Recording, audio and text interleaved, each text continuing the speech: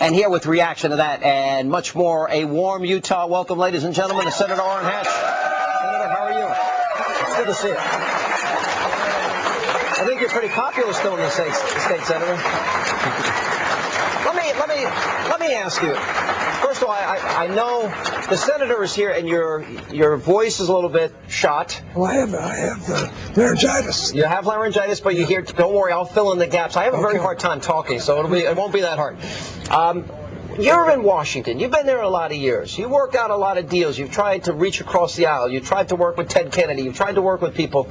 Have you ever seen it this bad? I've never seen it this bad, nor have I ever seen a group that is so arrogant that we have in Washington right now. It's absolutely arrogant. They're actually Europeanizing America against our will.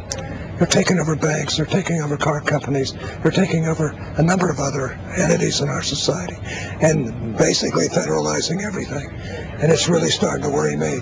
Plus, they're spending us into bankruptcy. They're actually, you know, when Obama took over, we were $6.3 trillion in debt, national debt. That came up to about $56,000 per family. It's now 8.3 trillion, and that comes up to about $76,000 per family. By 2020, according to Obama's own budget, we're going to be $20 trillion in debt, and that's $170,000 per family. That's $170,000 per family. You got to want to, how does America ever recover from that? There's some interesting things. Al Sharpton said this is socialism. We just heard Howard Dean. Joe Biden is out there saying, look, if you want to call it redistribution, well, I call it being fair. And it sounds like that. Is it Marxism, to each according to his need, from each according to his ability? Is there a label, collectivism, statism, socialism? The labels even matter? How do you describe it? What adjectives do you use? Well, I like to call it the Europeanization of America, but it's a lot worse than that. They're actually spending this country blind. When they start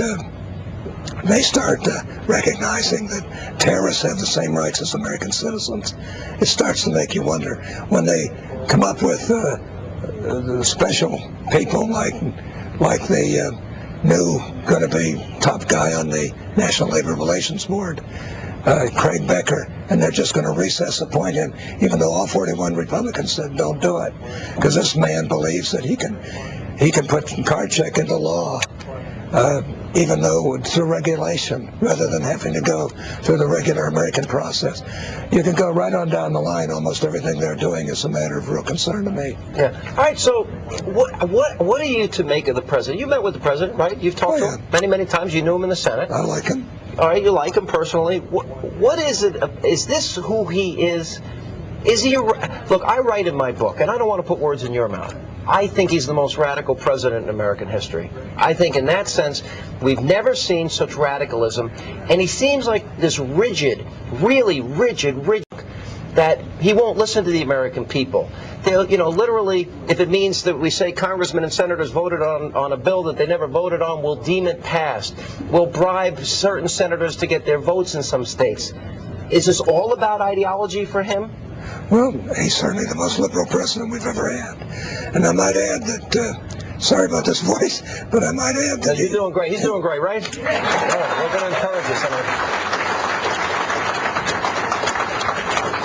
Well, I believe that, he's gone all the time from the White House. The people around him are all academics or bureaucrats.